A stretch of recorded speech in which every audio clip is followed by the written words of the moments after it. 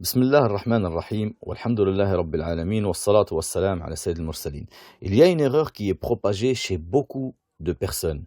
C'est qu'ils disent Allah est dans mon cœur ou Allah est dans tout et partout. Attention à cette parole. Allah n'est pas dans ton cœur. Et Allah, il est partout par sa science. Et il est avec toi, en tant que musulman, par sa sauvegarde, sa préservation. Mais par sa présence, Allah, il est fi sama, yani en haut du ciel, en haut de tout, et rien n'est en haut de lui. Par conséquent, c'est une grande erreur dans notre dogme, en tant que musulman, que de dire que Allah, par sa présence, il est partout. Non, il n'est partout, je le répète, par sa science, et il est avec tout le monde par sa science, et il est avec les musulmans par sa sauvegarde et sa préservation. Sauf que les gens de l'égarement, les sectaires, ils te disent, mais dans ce cas-là, expliquez-nous pourquoi Allah il dit dans le Coran, dans Surat al-Mujadila, ألم تر أن الله يعلم ما في السماوات وما في الأرض ما يكون من نجوى ثلاثة إلا هو رابعهم ولا خمسة إلا هو سادسهم ولا أدنى من ذلك ولا أكثر إلا هو معهم أينما كانوا ثم ينبئهم بما عملوا يوم القيامة إن الله بكل شيء عليم. Ce qui veut dire en français, ne vois-tu pas qu'Allah sait ce qui est dans les cieux et sur la terre? Pas de conversation secrète entre trois sans qu'il ne soit leur quatrième, yani sans que Allah soit leur quatrième. Ni entre cinq sans qu'il ne soit leur sixième. Ni moins ni plus que cela sans qu'il ne soit avec eux, là où ils se trouvent. Ensuite, il informera au jour de la résurrection ce qu'ils faisaient, car Allah est omniscient. On va leur répondre une chose. Si tu remarques ici le verset, Allah Azza wa Jal, il le commence par la science et il le finit par la science. C'est-à-dire que quand Allah il dit dans le Coran, ne vois-tu pas, il n'y a pas une conversation entre trois sans que Allah soit leur quatrième, sans qu'il soit leur quatrième par sa science. Comme il l'explique Ibn Kathir dans le tafsir de ce verset, il dit أي يطلع عليهم ويسمع كلامهم وسرهم ونجواهم ورسله أيضا مع ذلك تكتب ما يتناجون به مع علم الله وسمعه لهم كما قال ألم يعلموا أن الله يعلم سرهم ونجواهم وأن الله علام الغيوب.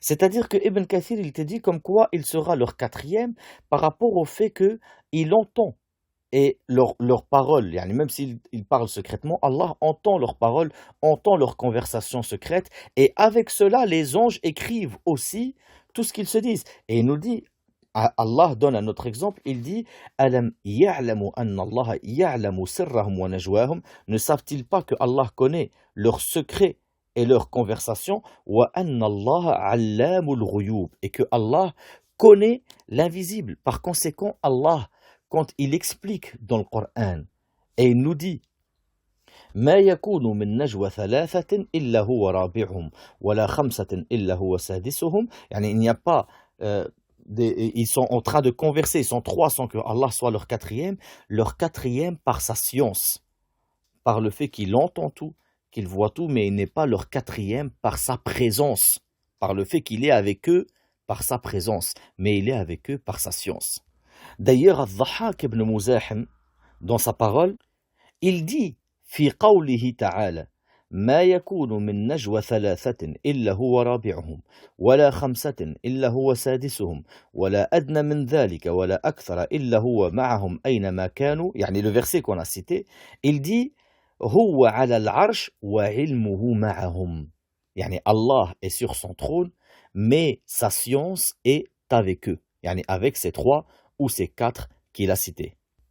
Al-Imam al-Qurtubi, il dit dans son tafsir Al-Jam' li Ahkam al-Qur'an, par rapport au verset où il dit Illa huwa rabi'uhum, yani sans que Allah ne soit leur quatrième, il dit Ya'lam wa yasma' najwahum wa yadull alayhi iftitah al-aya bil-ilm thumma khatmaha bil-ilm. C'est-à-dire que ici il nous explique que Allah, quand il dit qu'il est avec eux, ça veut dire il sait et il entend leur conversation. Et comment on peut deviner qu'il parle, qu'il est avec eux de sa science? C'est parce qu'il a commencé le verset par la science et il l'a fini par la science. Il a commencé le verset en disant Alam tara anna Allah ya'lamu ma fi samawati wa ma fi al-ard. Ne sais-tu pas que Allah sait ce qu'il y a dans les cieux et la terre? Et il finit le verset en disant Inna Allah bi kulli shay'in alim. Allah sait tout. Il a commencé le verset par la science et il l'a fini par la science. Donc je répète, quand Allah il dit ما من نجوى ثلاثة إلا هو رابعهم بعلمه بسمعه ولا خمسة إلا هو سادسهم بعلمه ولا أدنى من ذلك ولا أكثر إلا هو معهم أي بعلمه. Il est avec eux avec sa science, mais non par sa présence. Mais dans ce cas-là, où est Allah? Où est Allah? Allah, il nous dit où il est dans le Coran et il nous l'explique aussi par l'intermédiaire de son prophète Muhammad sallallahu alayhi wa sallam. Déjà, rien que quelqu'un qui te dit Allah, il est partout par sa présence, ça veut dire que Allah, il est en dessous de toi, à ta gauche, à ta droite. Nous allons te dire, mais dans ce cas-là, quand tu fais les du'as, pourquoi tu lèves tes mains au ciel et pourquoi tu regardes le ciel? C'est-à-dire que même ta nature saine sait que Allah il est en haut de tout, qu'il n'est pas, comme tu le prétends, dans tous les endroits. Attention, certains que les ulama ont pratiquement désignés de kafr, que les soufis traitent comme des grands savants, comme la secte des Tablirs, qui traite grands savants, Ibn Arabi, sa aqida qui était surnommée aqidat wahdat al-wujud. Il disait que Allah, il est partout et dans tout, au point qu'il a dit que quand j'entends le chien aboyer, je dis c'est Allah. Au point qu'il dit dans son poème très connu, Ibn Arabi, il dit وَمَا الْكَلْبُ وَالْخِنْزِيرُ إِلَّا رَبُّنَا وَمَا الرَّبُّ إِلَّا رَاهِبًا فِي الْكَنِيسَةِ. C'est-à-dire, il dit le chien et le porc, c'est Allah. Et Allah n'est qu'un prêtre dans son église. En bref, pourquoi il dit le chien et le porc, c'est Allah? C'est-à-dire que Allah, il est dans tout, même dans le chien et dans le porc. Et ce qui est incroyable, c'est qu'aujourd'hui, une secte comme la secte des Tablirs vont dire que Ibn Arabi, que la plupart des ulama ont dit par rapport à cette croyance qu'il a et ces paroles qu'il était mécréant, la secte des Tablirs vont te dire que Ibn Arabi est un grand savant, un des plus grands savants de son époque. Subhanallah, si aujourd'hui un musulman te dit le porc et le chien sont Allah, sa place serait dans un asile de fous, tout simplement. Donc il ne faut pas croire que la bid'a de la secte soufi moderne d'établir est seulement le fait de faire le khuruj fi sabilillah. Leur vrai bid'a, c'est le shirk dans lequel ils sont. Parmi le shirk, aussi, le fait d'avoir enterré Mohammed Elias dans leur mosquée, ainsi que la femme de Mohammed Elias, ainsi que Mohammed Youssouf, le fils de Mohammed Elias, ainsi que la femme de Mohammed Youssouf. Et beaucoup de la secte des Tablirs vont faire 2 rak'ah devant la tombe de Mohammed Elias, dont cette mosquée se trouve à Kandahar en ce moment même. Ils font 2 rak'ah devant la tombe de Mohammed Elias, ensuite ils vont dans le rang de la prière. Mais les égarements des Tablirs sont beaucoup, et aujourd'hui notre sujet est un des égarements des Tablirs et de l'égarement de beaucoup d'autres sectes qui disent que Allah est partout par sa présence. Que nous dit Allah? Allah, par exemple, nous dit أَأَمِنْتُمْ مَنْ فِي السَّمَاءِ أَنْ يَخْسِفَ بِكُمُ الْأَرْضِ. Il parle de qui? Il parle de lui. Il dit qu'il est fis sama, dans le ciel. Ici, attention, dans le ciel, il veut dire par là au-dessus. La terre, Allah, il dit sur la terre, umshu fi manakibiha, marcher dans la terre. Tu marches sur la terre. Par conséquent, ici, fis sama, c'est sur le ciel, yani au-dessus du ciel. Allah, il dit qu'il est au-dessus de tout. Dans d'autres versets, Allah, il dit ilayhi yas'ad al-kalimu at-tayyib wal 'amalu as-salihu yarfa'u. Yani vers lui monte la bonne parole. Vers Allah monte la bonne parole. Si Allah n'était pas en haut de tout, pourquoi il dit que c'est vers lui que monte la bonne parole? La chose qui monte, elle monte du dessous vers le haut. Et subhanallah, tu lis d'autres versets, comme par exemple dans Al-Imran. Allah, quand il s'adresse à Isa, Si Allah n'était pas en haut de tout, pourquoi dans ce cas-là il dit à Isa, Ya Isa inni mutawaffika wa rafi'uka ilay. Ya Isa, et il lui dit rafi'uka ilay. C'est-à-dire je vais t'élever vers moi. Je vais t'élever vers moi. Cela prouve clairement que Allah est en haut de tout. D'ailleurs, dans un autre verset, Allah il dit sur Isa, Bal rafa'ahu Allahu ilayh. Allah l'a élevé vers lui. Il l'a levé vers lui, élevé vers lui. Allah il te dit dans le Coran, Huwa al-qahiru fawqa ibadih. Ce qui veut dire c'est lui le dominateur suprême au-dessus de ses serviteurs. Il est au-dessus de ses serviteurs. Ce qui est incroyable, c'est que dans d'autres versets, Allah il dit وَلِلَّهِ يَسْجُدُ مَا فِي السَّمَاوَاتِ وَمَا فِي الْأَرْضِ مِنْ دَابَّةٍ وَالْمَلَائِكَةُ وَهُمْ لَا يَسْتَكْبِرُونَ يَخَافُونَ رَبَّهُمْ مِنْ فَوْقِهِمْ يَخَافُونَ رَبَّهُمْ مِنْ فَوْقِهِمْ وَيَفْعَلُونَ مَا يُؤْمَرُونَ.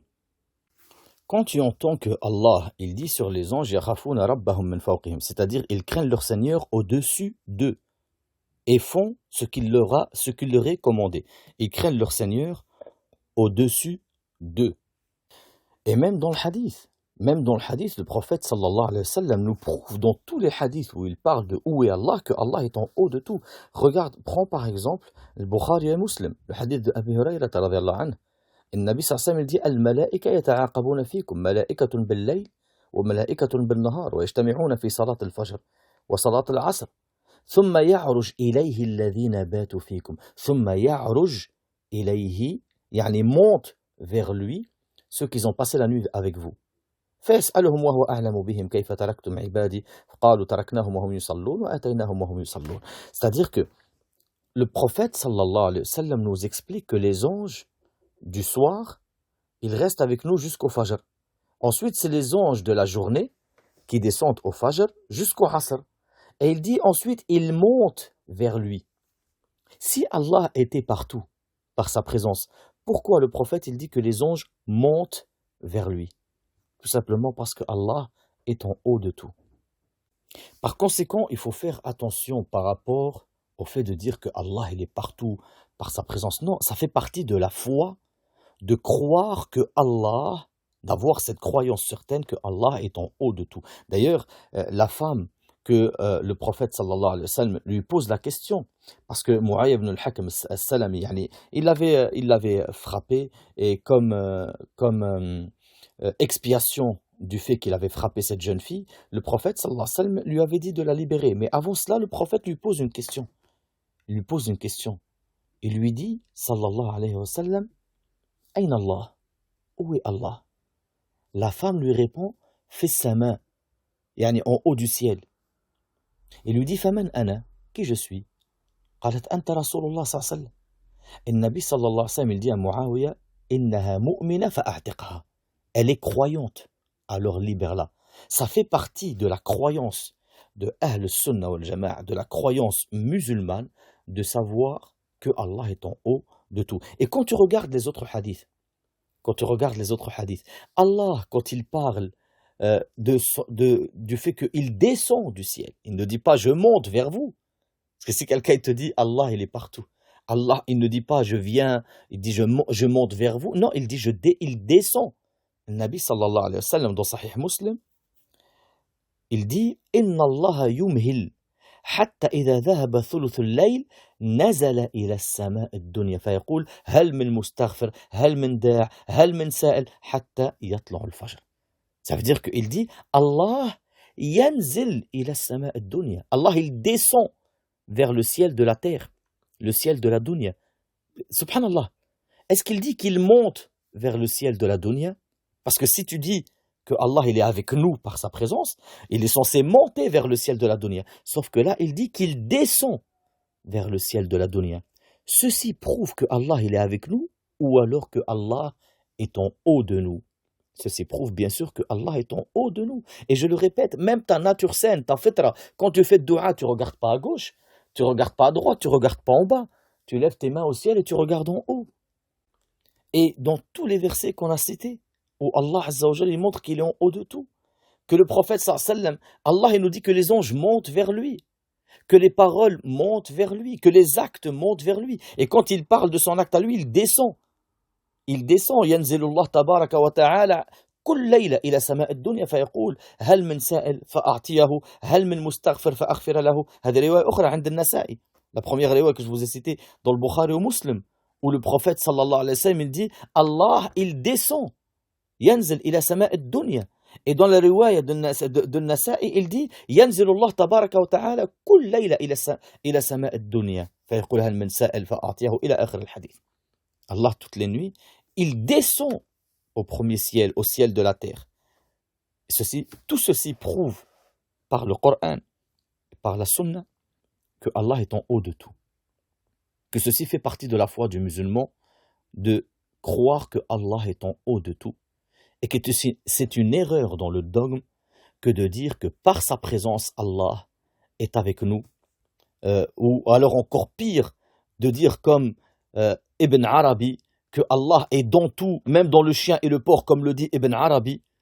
Ceci est une parole gravissime, gravissime, et qui va bien sûr à l'encontre du Coran et de la Sunna. Mais Allah est en haut de tout, et rien n'existe en haut d'Allah. سبحانك اللهم وبحمدك أشهد أن لا إله إلا أنت أستغفرك وأتوب إليك